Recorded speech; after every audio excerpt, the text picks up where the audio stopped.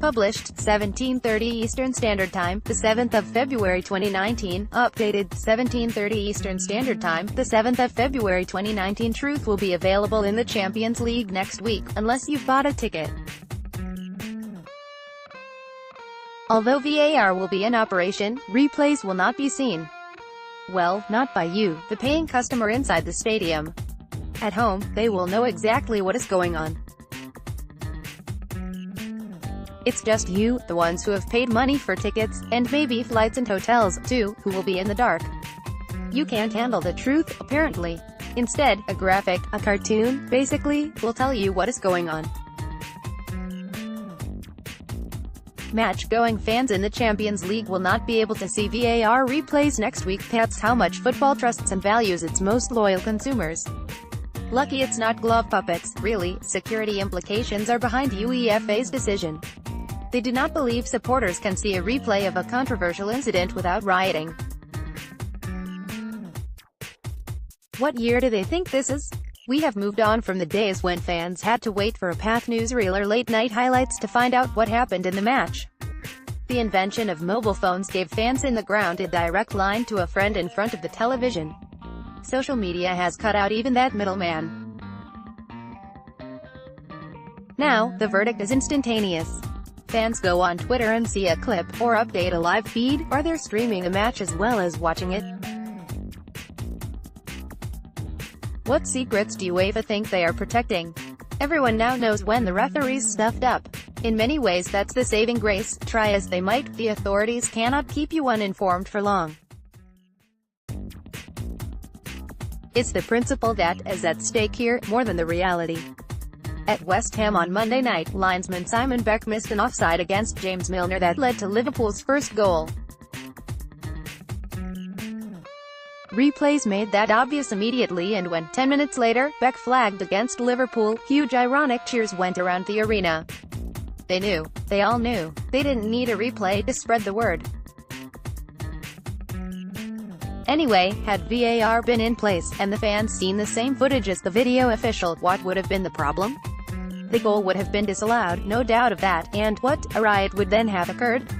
Really? Of course not. The West Ham fans would have seen justice done, so would have been perfectly happy, if a little scornful of Beck, which they were anyway, and the Liverpool end would have known exactly why their goal was ruled out.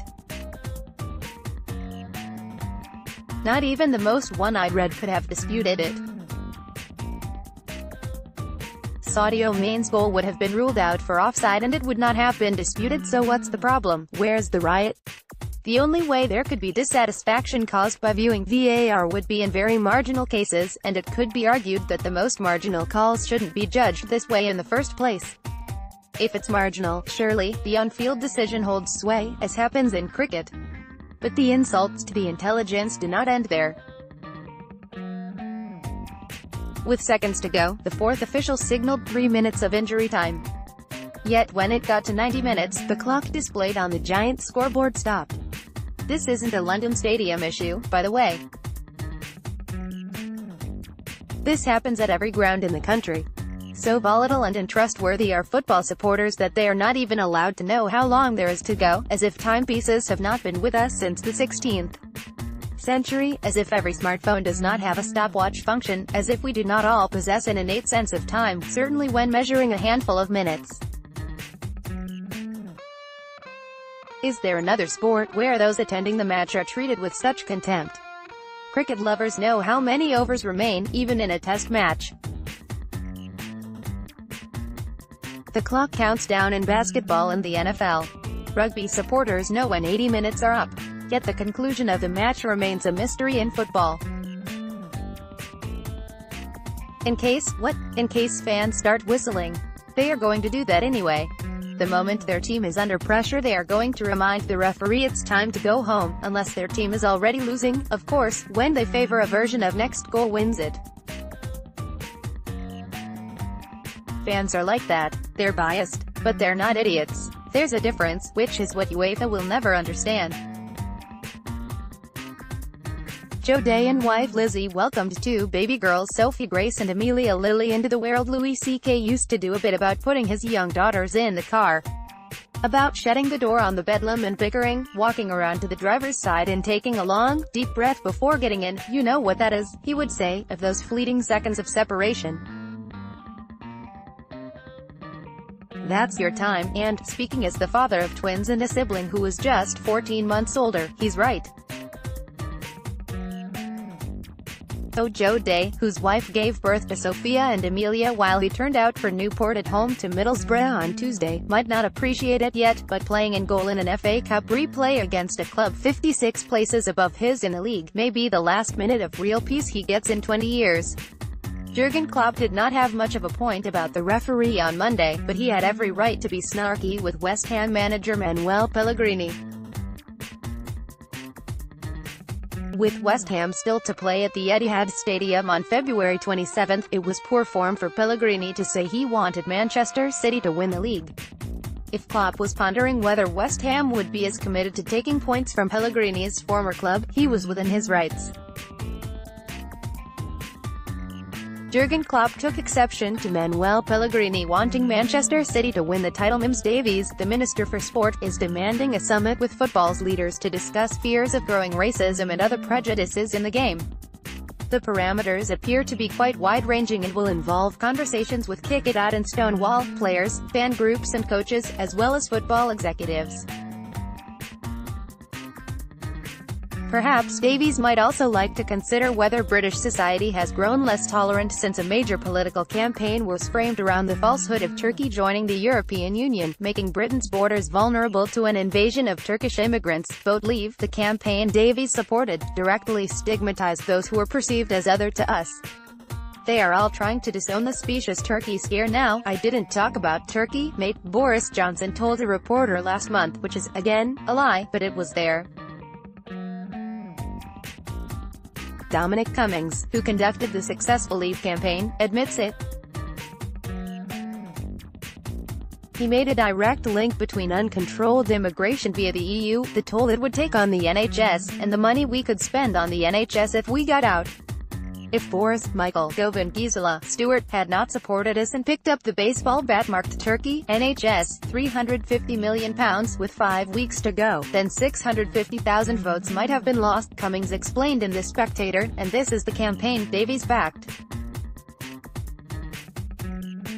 A campaign based on a false scare that Turkey would join the EU. There was no prospect of progress in that area, and has not been for years, with figures plucked out of thin air, that linked a failing NHS with mass immigration. So racism is on the rise in a working-class sport in a country which recently held a very divisive referendum, for which Davies also voted, with the topic of outsiders and outside rule at its core. Maybe football should be calling for a summit with ministers, rather than the other way round. When is it their turn to take the responsibility that comes with control? Even in the era of the 24-hour news cycle, it seems rather ghoulish to be provided with constant updates on the whereabouts and status of the wreckage of Emiliano Sala's doomed light aircraft. We hear of a plane 63 meters down on the seabed, and then a body in the plane, and then the body on the recovery boat and the private ambulance. Is it Saleh, or pilot David Ibbotson? Do we need the details? We're adults, we know what happened. The search and its tragic conclusion should be a family matter, not part of the rolling news agenda. And how sadly predictable, too, that this would ultimately descend into a squabble over the readies between the various parties. Nantes have put in their bill for the first part of the payment, because they owe Bordeaux a sell-on fee, plus a queue of agents their cut.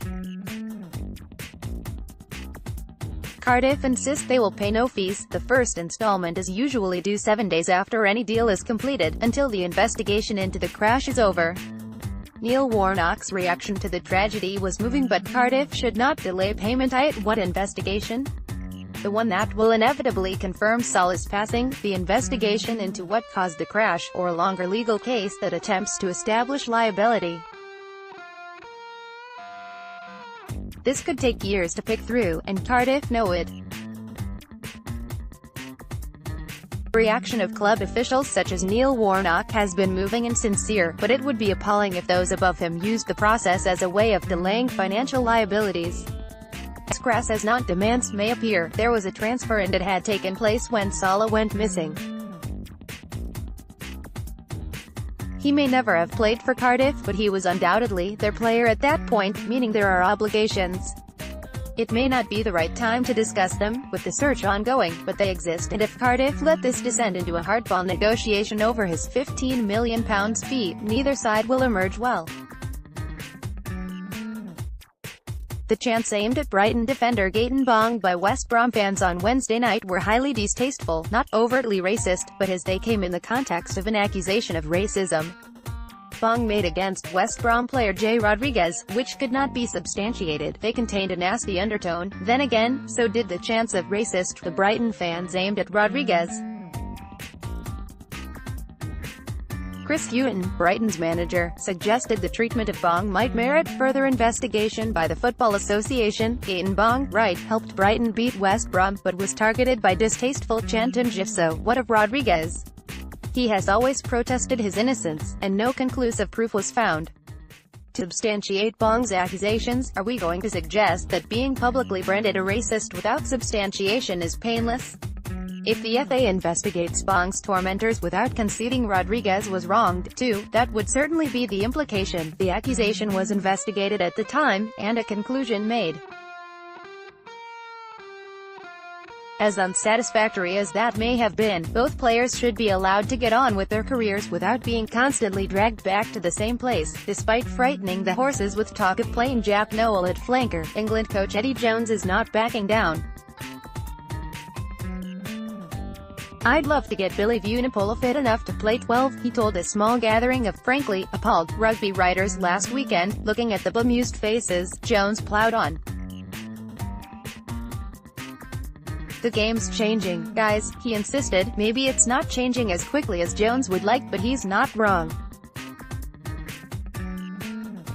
As athletic levels in rugby continue to improve, variation of roles is the future. When Sergio Garcia's Masters victory in 2017 was hailed as a populist triumph, there were those who begged to differ. They cited the many times Garcia behaved like a brat and refuted claims he was a people's champion.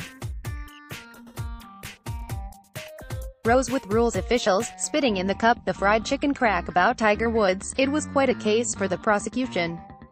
Ultimately, however, nothing could trump Garcia's joy on at last winning a major, or the sheer pleasure of seeing a great player fulfill his dream and destiny.